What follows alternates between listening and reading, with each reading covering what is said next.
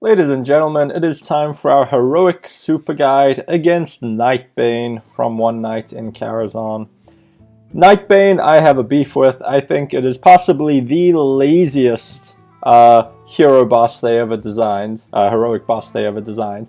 He has the same hero power as in normal mode, that both players start with 10 manas. It's not even something that really favors him over the player, because you both start with 10. There have already been harder encounters like Lord Victor Nefarious, where he quickly goes up to 10 mana, and you don't. And then even in Heroic, the only difference is that in Heroic his deck is a bit better, but it's still pretty crap. Like, you can build way better decks that make use of starting at 10 mana. He has ApvCAuvCAgA, that's a good card, but you know, he plays things like Grotesque Dragonhawk for 7 mana that you can kill with a kill command for 3 mana or a fireball with 4 mana and still develop. You know, there's no way in hell if you were playing a game where you start with 10 mana, you would build the deck Nightbane has. Honestly, you can beat him with just about any, you know, deck that is strong, you know, in a normal meta. Even aggro beats him. He doesn't have good AoE. You don't want to play just like one giant minion on turn 1, because he does have Deadly Shot, which is smart, but he doesn't run things like Twisting Nether or pretty obvious things you would want to put in his deck. You can beat him with aggro, you can beat him with mid-range, you can beat him with control decks, you can just do like Kel'Thuzad Reincarnate on turn 1, and you've basically won. There's just so many ways to beat him. Of course you can lose, you can get unlucky with your draws, and he can draw particularly well and, you know, get things off that you don't have the answers to, but by and large, you just beat him with any decent deck. Lazy design on Blizzard's part. This is just horrendously designed heroic boss. Not a challenge at all if you have any decks that are like, you know, normal, decent, good decks. That said, I will burn through the particular decks I beat him with, which for the most part were just decks I happened to be running for those classes at the time. First up, we have Plague Druid, which was prominent straight after Knights of the Frozen Throne came out. Now, some of the things like Spreading Plague and Bone Mare have been nerfed, but this, again, will still be good enough to take him down. You can do things like Living Mana, fill up your board straight away, Nourish for more card draw, get out Malfurion and the Pestilence, have a really good hero power. You have Ultimate Infestations that you can play from the beginning. Bone Mares as soon as you get minions that stick, and you have sticky things like Druid of the Swarm, Crypt Lord, Tar Keeper. You can Fandral together with some of your powerful cards like Nourish to draw and refill your mana to play even more stuff on turn 1. Just crazy stuff. You're looking to get a wide board. This one runs the, once he does have a bit of a board himself, the Spreading Plague, Strong Shell Scavenger combo to get some really buff minions that you can then buff even more with Mark of the Lotus, Power of the Wild, etc. Pretty strong deck to take him down with. For Hunter, I was running a deck by Brian Kibler at the time. It's just a normal, you know, aggressive 2 mid-range deck. You have Death Star Rexart there to give you some survivability, even some things like Arthas and Professor Putricide, which are fun but wouldn't make him out in build. But Professor Putricide, pretty good when you start with 10 mana, because you can play that in a bunch of secrets immediately. Eaglehorn Bow to benefit from the secrets. Cloaked Huntress, you can cheat out a bunch for free. But you're looking, it's basically just an aggressive deck. You want to swarm the board. Like I said, he doesn't have good AoE, so if he's playing, you know, big expensive things, you can just go wide on the board and sort of burst him down and just keep up with him that way. For Mage, I was running an Exodia deck at the time that I tweaked a little bit. Given you start at 10 mana, you can try draw much more aggressively to your combo and don't need as much put in things to kind of survive and potentially do AoE against aggressive decks. Not going to go through it card by card, but you're looking to draw through your deck very quickly. We have Loot Hoarders and Novice Engineers, for example. Mad Scientists to cheat out the secrets quicker to thin your deck. Arcane Intellect. Nowadays, you could put it in Alaneth as well. There's always the risk that you overburn, but you know, you can get to your combo very quickly, potentially that way. You already have 10 mana as soon as you have the combo, and you know, get the what's it called? The thing done, the quest done. You can just go crazy from there. As I said, even aggro can win. I was running a Keleseth Aggrodin list. This was before the nerfs, which made Keleseth sort of mainstream for tempo rogue and whatnot. Obviously nowadays you'd put in Call to Arms as well.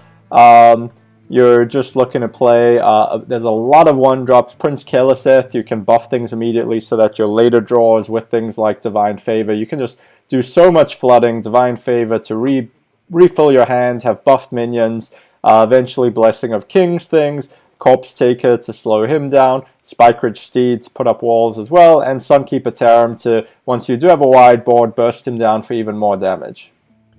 Priest, man, you can Shadow Reaper right at the beginning if you're lucky enough to draw him. It is a Highlander deck, so you know, ideally you get Raza and Anduin. At the time Raza hadn't been nerfed, now it has been nerfed, but this deck still, you know, he doesn't have a lot of heal. You don't need to like do your 30 burst in one turn with a Velen combo. You can just build the pieces, you know, incrementally do damage to him. Shadow Reaper Anduin is amazing because he does play a lot of creatures that will be 5 attack, which he just takes down. This was a bit of an older list before, kind of the experimental phase, before Highlander Priest had been sort of fully figured out, like the exact build to use. So there's a few quirky things in here, like still have Obsidian Statue and the Lich King, free from Amber, but this deck easily, you know, super powerful, very, very strong, and can take down Nightbane in heroic mode, no problem. The Rogue deck I built is on the fun side for me. I used to love Miracle Rogue.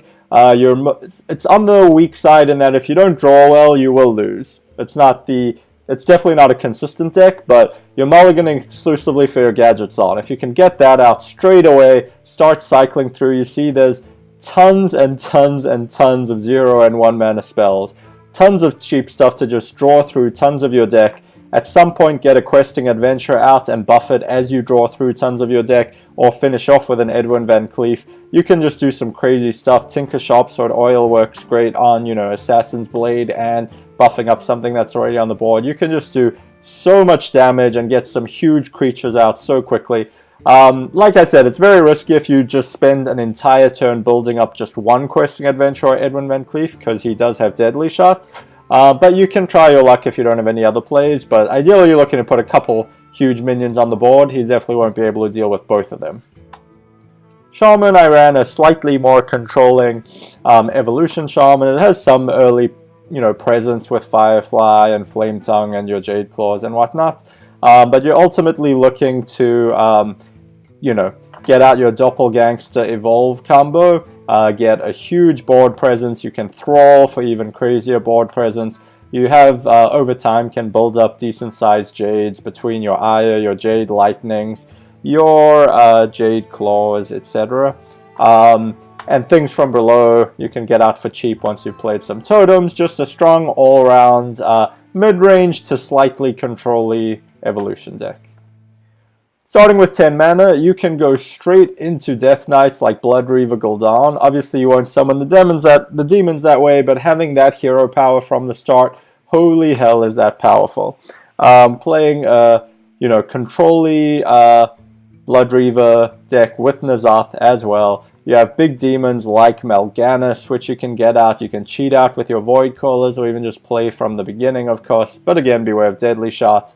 You have powerful stuff like Sylvanas and Lich King, at least Trailblazer to give you longevity, Doomguards to try cheat out as well with your Void Callers, and then just, you know, some defensive tools like Tar Creeper, Defile, Void Walker, stuff like that. You know, if I was building this deck from scratch to be designed for Nightbane, I would definitely build it differently. You don't need some of these really cheap things like Void Walkers, but yeah, I mean, like I said, just running this on ladder at the time, having fun with it, you know, was good enough to beat Nightbane in heroic mode as well.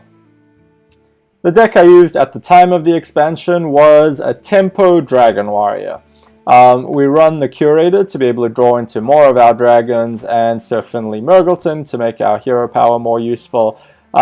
You know, it's designed to ramp up gradually, you know, through your mana curve. Obviously, if you start with 10 mana, you can just plop down a bunch of creatures and go wide. Once you get them down to 15, drop a big Draconic Crusher to have a 9/9 out there. Blackwing Corruptors, obviously, you know, amazing tools together with Azure Drakes to help you cycle through your deck. If you can stick a Frothing, that survives during some of your trading between other minions after he's played some. You know, that can be a big threat that can do a lot of damage. And you do have Grommash to be able to combo with something like Blood to Ichor or Slam to provide some burst damage at the end. And you do have the Panic Reset button if you do fall far behind of Deathwing to bring down something nice and big that clears his board and just reset to a point from which you can try gain momentum again or finish him off. Last but not least, we wanted to build a deck of basic and common cards only to take him down. And we just looked for value cards. Mad Scientist pulling some secrets like Duplicate, Frozen Clone, things that get you major value. Polymorph's obviously incredible, given he will spend a lot of mana on some big creatures like Cro-Magus, Grotesque, Dragonhawk.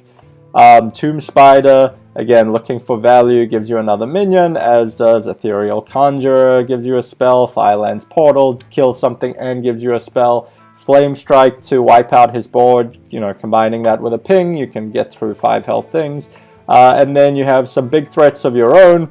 Obviously, you know, some will get deadly shotted, but you have enough to eventually be able to overpower him. Between your giant mastodons with high stats, North Sea Kraken, get out something threatening while killing something, Faceless Behemoths, nice big common cards, and Ultrasaurs, the giant one, to be able to eventually take him down. As you can see in the screenshot, we beat Heroic Nightbane with a deck of basic and common cards only, and every single class.